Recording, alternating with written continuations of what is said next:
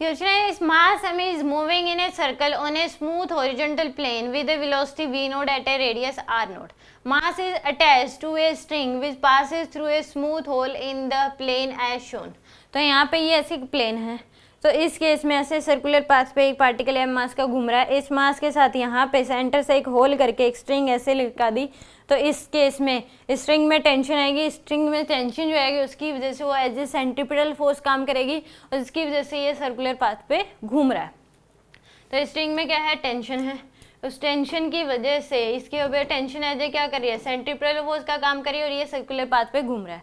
अब धीरे धीरे टेंशन को क्या कर दिया, इंक्रीज कर दिया, टेंशन को क्या कर दिया, इंक्रीज। तो इस केस में यानी कि अपने आप ग्रेजुअली का मतलब होता है इंक्रीज, ग्रेजुअली धीरे धीरे टेंशन क्या हो रही है, इस केस में इंक्रीज हो रही है। तो इस केस में जो सर्कल पाथ पे घूम रहा है मास की, आर से क्या होगी, आर नोट बाय 2 होगी, क्या होगी, आर नोट बाय 2 के बराबर होगी रेडियस। तो इस केस में बताना है final value of the kinetic energy क्या हुई। तो यहाँ पे धीरे धीरे अपने आप ही टेंशन क्या हो रही है, कम हो रही है, जिसकी वजह से रेडियस आर नोट से आर नोट बाय 2 होगी। तो यानी कि एंगुलर मोमेंटम कंजर्व्ड है, तो L initial equal to L final लगा सकते हैं, कोई एक्सटर्नल फोर्स नहीं लग रहा है यहाँ पे।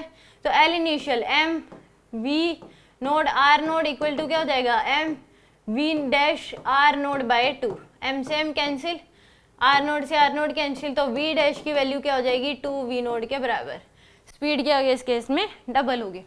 तो यहाँ पे अब टेंशन काइनेटिक एनर्जी फाइनली क्या हो जाएगी ये बताना है। तो हाफ M V की वैल्यू क्या पुट करोगे, 2V नोड का स्क्वायर, तो ये क्या आ जाएगी आपके पास, हाफ m इंटू में 4v नोड का स्क्वायर। और इनिशियली काइनेटिक एनर्जी कितनी थी आपके पास, तो फाइनली पूछा है बस, तो कितनी आ जाएगी 1/2mv नोड का स्क्वायर। ए ऑप्शन करेक्ट हो जाएगा, इस 2 से ऐड करोगे तो 2mv नोड का स्क्वायर, ए ऑप्शन क्या होगा इसका करेक्ट होगा।